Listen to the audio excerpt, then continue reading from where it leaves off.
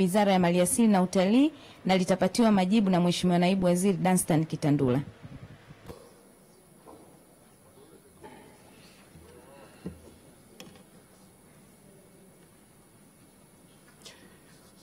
Mheshimiwa Spika, Shirika la Hifadhi za Taifa Tanzania, yani TANAPA, ikiwa ni miongoni mwa taasisi za serikali zenye maeneo ya misitu, inatambua uwepo wa biashara hii na tayari imeanza kuchukua hatua ili kuhakikisha upatikanaji wa manufaa yanayotokana na biashara ya hewa ya ukaa.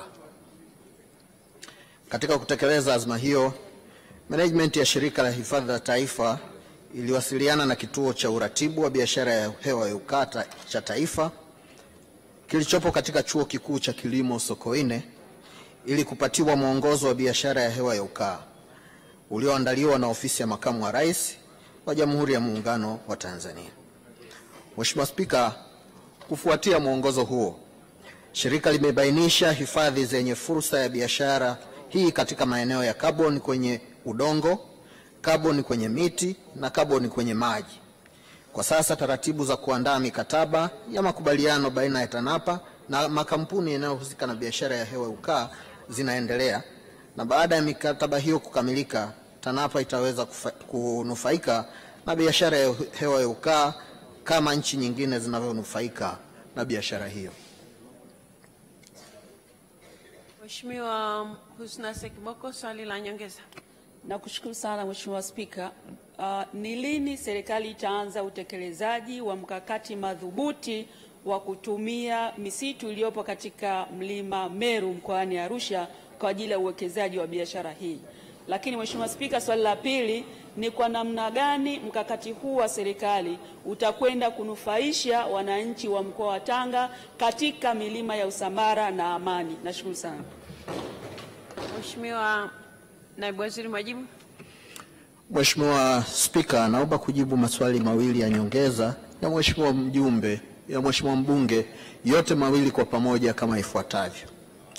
Mheshimiwa Spika, biashara hii ni biashara mpya ambayo inafanyika katika level ya kimataifa. Tunachofanya kama nchi kwa sasa ni kuhakikisha tunakuwa na umakini mkubwa katika kuweka sawa mambo yetu ndani, ili mikataba hii tutakapoingia na makampuni haya ya kimataifa isije ikawa ni tatizo kwetu kama nchi, isipokuwa iweze kutunufaisha. Maeneo ya Mlima Meru ni eneo ambalo ni urithi wa taifa. Tusipokuwa makini katika mikataba yetu, tunaweza kujikuta tumekabidhi haki ya kumiliki maeneo hayo kwa watu wachache, na sisi mwisho wa siku tukashindwa kuyatumia kunufaika kwa njia nyingine.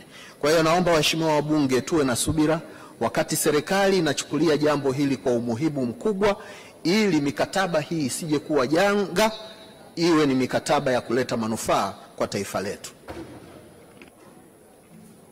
Mheshimiwa Dr. Kimei, swali la nyongeza.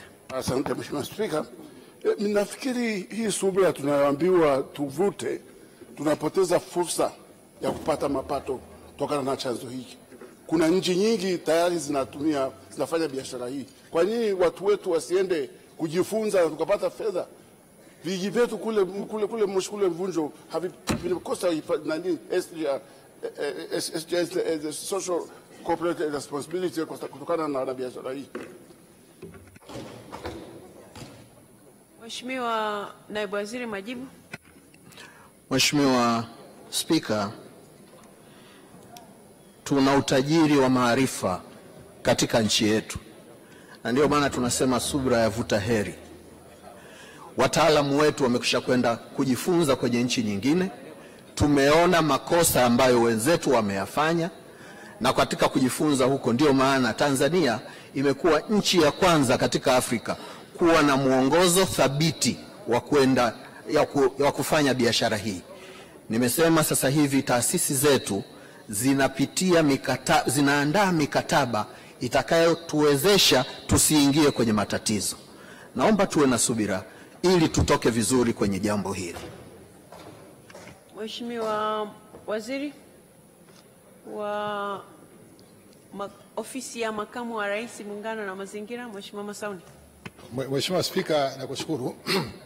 Pamoja na majibu mazuri ya Mheshimiwa Naibu Waziri, naomba kuongezea maswali ya nyongeza kama ifuatavyo. Mheshimiwa Spika, ni sahihi kwamba kwenye biashara kaboni kuna fursa pana sana ambayo inaweza ikasaidia nchi yetu kuweza kupata fedha, lakini kusaidia pamoja na jitihada za kidunia kupambana na mabadiliko ya tabia nchi. Lakini kuna hatua kadhaa ambazo serikali zimechukua katika kufanikisha hilo, hasa tukitilia maanani. Mheshimiwa Spika, nasema ni sahihi kwamba kwenye biashara kaboni kuna fursa kubwa sana inayoweza kusaidia nchi yetu kupata fedha, lakini kupambana na changamoto ya mabadiliko ya tabia nchi. Na ni sahihi kwamba bado kama taifa hatujatumia vya kutosha fursa hiyo. Kwa hiyo katika kuchukua hatua, serikali imefanya ifuatayo. Kwanza, katika bunge lililopita, Mheshimiwa Spika, kama utakavyokumbuka, wakati tumepitisha mabadiliko ya sheria ya mazingira, kwa mara ya kwanza tuliweza kukitambua kituo cha kuratibu biashara carbon kilichopo Morogoro kisheria. Na hivi sasa tuko katika hatua za kukiimarisha kituo hicho kwa maana ya kuweza kuunda bodi na management ili kiweze kufanya majukumu yake vizuri. Lakini hali kadhalika, hivi siku chache zilizopita, Mheshimiwa Spika, tuliunda kamati ya wataalamu ya kushauri namna bora ya kuweza kufaidika na biashara hii. Lengo ni kuhakikisha kwamba uwekezaji katika maeneo yote muhimu, ikiwa miradi mikubwa ya kimkakati na maeneo ambayo bado yana fursa na ya kuweza kufaidika na biashara hii, tunaweza kuitumia vizuri. Kwa hiyo Mheshimiwa Spika, niungane na Mheshimiwa Naibu Waziri kuomba waheshimiwa wabunge wanasubira wakati serikali imejipanga vizuri kuhakikisha kwamba katika muda mchache unaokuja tuweze kunufaika na biashara hii katika maeneo yote yenye fursa katika eneo hilo. Nakushukuru Mheshimiwa Spika. Tarimo, swali la nyongeza. Nashukuru sana Mheshimiwa Spika kwa nafasi ya kuuliza swali la nyongeza. Kwa sababu serikali iko kwenye utaratibu sasa wa kukamilisha hiyo sheria na miongozo, wapo tayari sasa kuhakikisha kwamba hayo manufaa yatakayopatikana yatashirikisha halmashauri ambazo zimezunguka misitu hiyo. Kwa mfano msitu wa Rau pale Moshi, huko ndani ya Moshi na ndio anauchunga. Wako tayari sasa kwamba hayo manufaa yatumike na halmashauri pia? Mheshimiwa Waziri.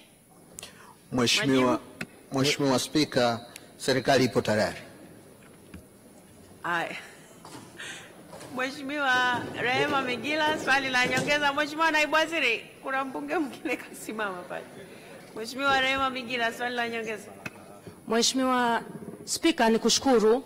Mheshimiwa Spika, pamoja na majibu ya serikali kusema kwamba wanasubiri mikataba, tayari wilaya ya Tanganyika wameshaanza kufanya biashara hii ya hewa ukaa, na sisi kama halmashauri ya wilaya ya Kaliua tumekwenda hivi juzi kujifunza kuhusu uvunaji wa hewa ukaa. Sasa je, hawa wilaya Tanganyika wanatumia mikataba gani ambayo haiwezekani kutumika kwenye wilaya zingine? Mheshimiwa Waziri, majibu. Mheshimiwa Spika, napenda kujibu swali la... Huyu ni naibu waziri, yule ni waziri. Ama nimesema naibu waziri? Changamoto ni kwamba akiwa amesimama waziri inabidi nimtambue waziri. Kwa hivyo ndio maana nimeita Mheshimiwa Waziri, maana huyu ni naibu waziri, yule aliyosimama waziri. Ulikuwa unaona ongea? Basi uniwie radhi, lakini nilimtambua Mheshimiwa Waziri kwa sababu nilimuona amesimama. Haya, Mheshimiwa Waziri. Mheshimiwa Spika, napenda kujibu maswali ya nyongeza ya Mheshimiwa wabunge kama hivyo. Mheshimiwa Spika, kwanza nilizungumza kwamba sheria ipo tayari. Bunge lililopita sheria imepitishwa. Lakini hali kadhalika kanuni ilikuwepo kabla hata sheria haijatungwa, ambayo imeeleza namna ambavyo halmashauri zetu zinapata faida kiasi gani na serikali inapata kiasi gani. Na ndio maana kama alivyozungumza Mheshimiwa Bunge, kule wilaya Tanganyika wanapata mgao kulingana na kanuni hiyo iliyopo sasa hivi. Changamoto kubwa iliyopo Mheshimiwa Spika ni kwamba kama serikali haturidhiki juu ya utaratibu mzima wa uendeshaji wa biashara hii. Tunadhani kwamba katika biashara hii inaweza ikaendeshwa vizuri zaidi na serikali ikapata tija zaidi, lakini vile vile tunaamini kwamba kuna fursa nyingine pana zaidi katika nchi haijatumika pasavyo. Kwa mikakati ambayo tumechukua au tutachukua zinalenga katika kupata changamoto ya masuala mawili na mengine, ili kwa ujumla wake serikali iweze kunufaika vizuri zaidi katika biashara hii. Asante sana. Mheshimiwa Naibu Waziri, asante sana kwa majibu yako kwa maswali ya waheshimiwa wabunge. Mheshimiwa Wizara ya Mambo ya Ndani ya Nchi, Mheshimiwa Hussein Nasoro Amar, mbunge wa Nyang'hwale, sasa ulize swali lake.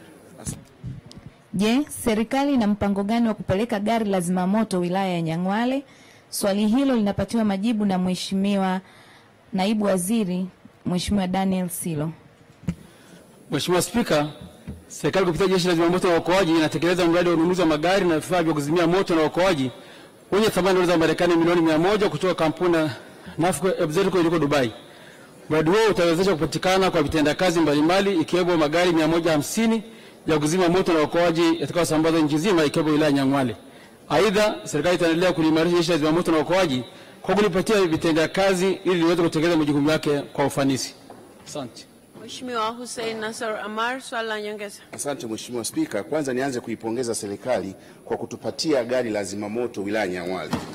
Lakini pia niwapongeze jeshi la polisi, jeshi la zimamoto wilaya ya Nyang'hwale, wanafanya kazi kwa kujituma pamoja na kwamba wako wachache. Naomba niwatambue tu. Wa kwanza kiongozi wao Sajini Abdalla Munyimvua, Constable Fadhili Kipilipili, Constable Beach Filimoni. Wanafanya kazi kubwa sana kipindi hasa cha masika yanapotokea mafuriko. Swali la kwanza, je, serikali iko tayari kutupatia gari kwa ajili ya maafisa hawa waweze kufanya kazi ya kuzunguka na kutoa elimu kwenye taasisi mbalimbali? Lakini pia swali la pili, je, serikali iko tayari kusambaza ama kutengeneza miundombinu kwa ajili ya maji ya dharura ya zimamoto katika makao makuu ya wilaya Nyang'hwale? Mheshimiwa Naibu Waziri, majibu. Asante Mheshimiwa Spika. Kwanza nishukuru sana Mheshimiwa mbunge kwa pongezi zilizotoa kwa askari ambao wanafanya kazi nzuri katika wilaya ya Nyang'hwale. Mheshimiwa Spika, kuhusu maswali mawili ya nyongeza. Swali la kwanza Mheshimiwa Spika, kwa sasa Jeshi la Zimamoto na Uokoaji imesambaza magari katika mikoa yote nchini. Hatua inayofuata ni kusambaza magari kwenye wilaya zote ikiwemo wilaya ya Nyang'hwale. Swali la pili Mheshimiwa Spika, tayari Jeshi la Zimamoto na Uokoaji imeshafanya vikao vitatu na mamlaka ya maji ili kuhakikisha kwamba wilaya zote za mkoa wa Geita zinapata fire hydrants ikiwemo wilaya ya Nyang'hwale. Asante sana. Mheshimiwa Naibu Waziri, asante sana kwa majibu yako kwa maswali ya Mheshimiwa. Subiri Mheshimiwa Naibu Waziri, naona kuna mbunge alisimama huko. Mheshimiwa Oliver Semguruka, swali la nyongeza. Asante sana Mheshimiwa Spika.